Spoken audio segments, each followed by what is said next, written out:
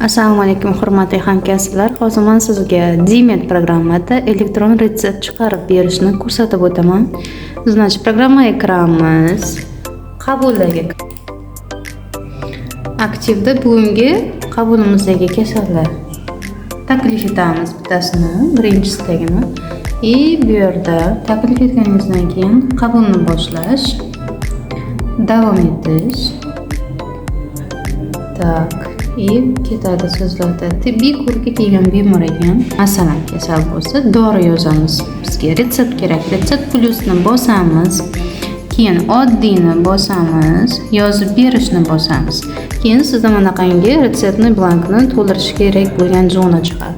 Bu yerda dori vositalarini tanlaysiz. Eng oddiysi, например, og'riq qoldiruvchilar yozamiz. Tableta qizilda belgilangan galochkalarni обязательно to'ldirishimiz shart.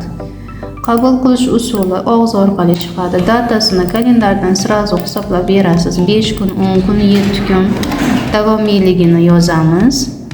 Bir martalik dozasi bir kunda bitta tableta qabul qiladi va mana yerda davom etishni bosamiz. Saqlash va imzo qo'yishni bosamiz. Bizga okno chiqadi. Bu yerda sizda telefoningizda programma bo'lishi kerak. O'sha programmaga sizga kod keladi va o'sha kodni shu yerga kiritamiz. Nazat, mana получить kod 344 897. Shu kodni kiritamiz.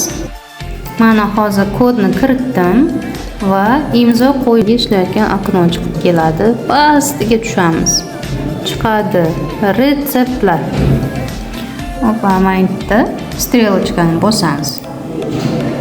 Sizda hozir yozgan nemislik, mana biz yozgan tabletkamiz chiqdi va mana yerda chop etish bosamiz.